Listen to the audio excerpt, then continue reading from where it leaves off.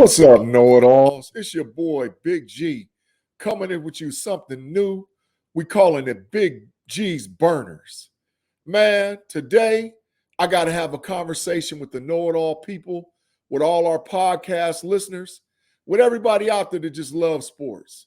We got to have a talk about Big Ben Roethlisberger. As you can see to my wall, man, I'm a diehard Steelers, man. I've been rolling with them boys for years on top of years on top of years. And we've come to a point of impasse or pass with Big Ben that I think that there's no way back. First of all, let's say this. The Pittsburgh Steelers are 1-3. And since 2008, there's only been 21 teams to even get close to playoff consideration since 2008. After starting 1-3. But the Steelers, for teams that actually have made the playoffs, and we're talking about the Steelers, only 21 teams in NFL history has ever made the playoffs after starting 1-3, right?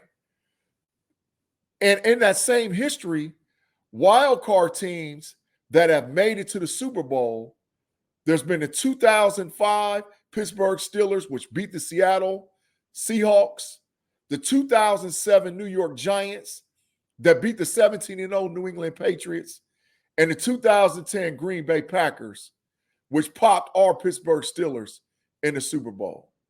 So right now, 1-3 just ain't getting it. But that's just like surface level information to talk about what Ben Roethlisberger is doing to our franchise and to our team. I think that a long time ago, at least 2 years ago, we were at a point of impasse or a point of no return with Roethlisberger. And versus the organization making a hard decision and making it hard, we coddled him. We coddled him with a contract. And on top of that, he started out on 2020 with an 11-0 record. But ladies and gentlemen, after 11-0, Ben Roethlisberger went straight to the toilet. Roethlisberger's last games, he was 1-4. Against the Washington football team, 305 yards, 2 touchdowns, 1 interception, but he threw 353 passes. The Buffalo Bills, 187 yards, 2 touchdowns, 2 interceptions, but he threw the ball 37 times. The Cincinnati Bengals, 170 yards, 1 touchdown, 1 interception, and threw the ball 38 times.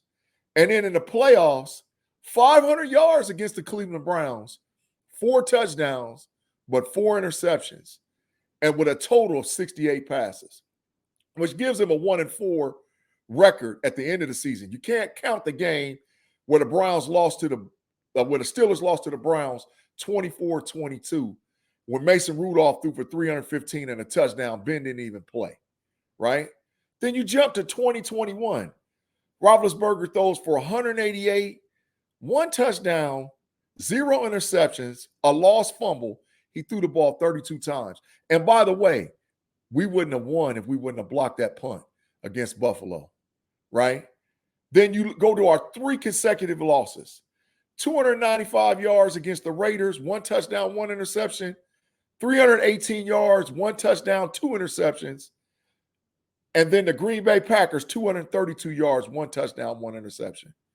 Roethlisberger threw the ball 40 times, 58 times, and another 40 times in that 3-game streak. But the most killer stat that most people don't even look at is Roethlisberger, out of his last 8 games, was 230 out of 366 with a 62.8 passer rating. 13 touchdowns, 12 interceptions, and oh, by the way, 8 lost fumbles. So that's telling you he's holding the ball entirely too long. Now, I know that people have been out and try to make him, an excuse. And, well, the offensive line was horrible. And now he's got a new offensive line that's young and all whatever else. But ladies and gentlemen, it's not the offensive line. It's not the offensive play calling. It's not the offensive coaches. It's not even the fact that we have, in my opinion, maybe a top running back in Najee Harris, who's a rookie. And oh, by the way, Claypool, DeAndre Johnson, Baby Gronk, Eric Ebron, Juju Smith-Schuster. Do I need to keep talking? Oh, and James Washington. So we got all these weapons all over the place.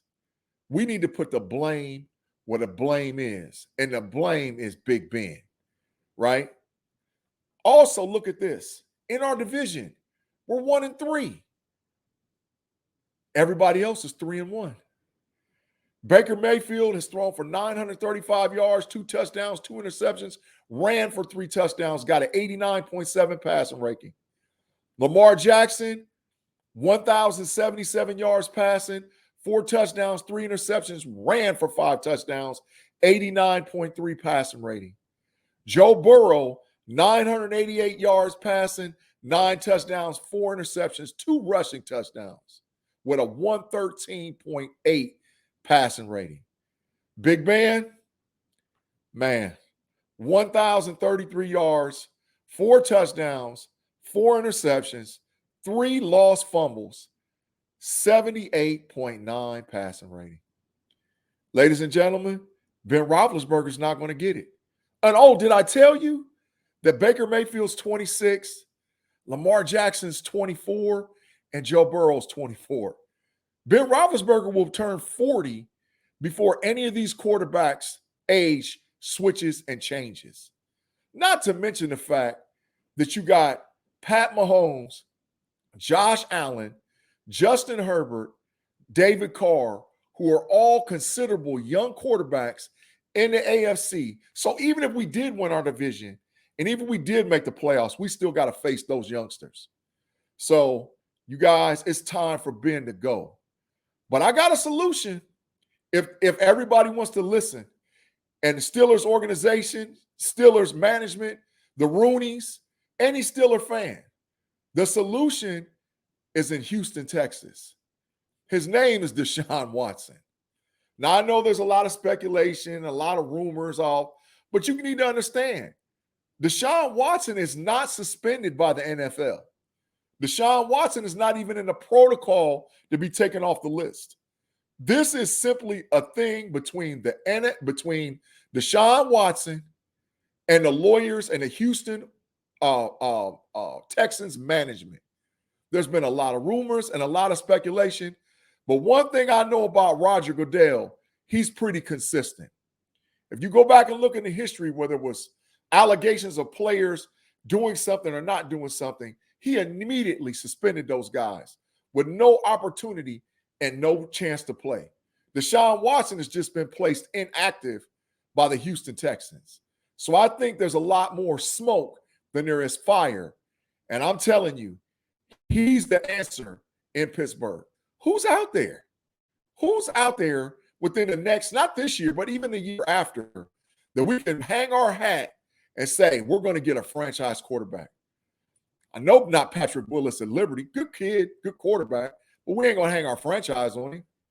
I definitely know Hal in North Carolina or Spencer Rattler down there in Oklahoma. No way. On the other hand, you got the Pittsburgh Steelers who are fighting against the likes of Baker Mayfield, Lamar Jackson, Joe Burrow, Pat Mahomes, Josh Allen, Justin Herbert, David Carr. And that's just the AFC. We're not even going to get talking about the NFC because you got to win your division. And after you win your division, then you can make the playoffs. And then after that, you can fight for an opportunity to get to the Super Bowl. But the way we're trending and the way we're headed right now, I think it's over with for Big Ben. Going back to the answer and the solution, like I said, Deshaun Watson.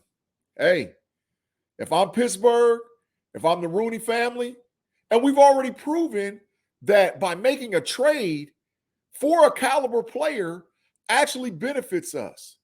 You don't believe me, Pittsburgh fans? You don't believe me, know-it-all fans?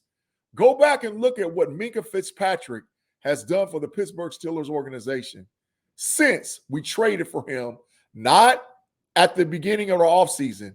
We traded for him during the season. Minkah Fitzpatrick has been first or second team all NFL since we made that trade. So I'm saying if you can do it once, you can do it again. This is my trade. This is my package. And I think this would solve it. And I think this would do it. First of all, We got an impasse and an influx right now at wide receiver. Juju Smith-Schuster's got a one-year contract, right? He's not a tradable asset, but can go free agent. However, Deontay Johnson is. And oh, by the way, people say, no, don't trade Deontay Johnson. Steeler fans, you need to be real. Deontay Johnson has led the league in drops 2 of the last 3 seasons. So he's a good asset, but he's not so valuable that we can't trade him. We live and we breed and we raise receivers. For those that know about Mike Tomlin, he's one of the best drafters at the receiver position in the whole NFL. Y'all remember Young Money and all the receivers we had? And look at what we got now. So we trade Deontay Johnson. Maybe that gives Juju the incentive to stay, to go along with Claypool and who I believe is the most underrated Steeler wide receiver in James Washington. So Deontay Johnson, we give him a first round this year, coming up draft. Heck, we're probably going to pick somewhere between 7 and 13 or 14 anyway, going at this rate. We give him a first round draft pick in 2023, which would be Deshaun Watson's first season with the Steelers. And then we give him a third round pick, maybe in 2024. And oh, by the way, let's unroll Mason Rudolph while we can. So package Deontay Johnson, Mason Rudolph, 2 first round picks and a third round pick. And let's get it going, man. This is my point. This is my plea. And this is my argument for Pittsburgh Steelers Nation. We're at a point of influx. We're at a point of passage. And I'm telling you, we have no plan. So when you have influx, passage with no plan, it's sheer destruction moving forward. So, A, this is my point. I'm saying, Big Ben, let's just kiss and say goodbye. And I'm done. I'm out for Big G's Burners and the Know It All crew.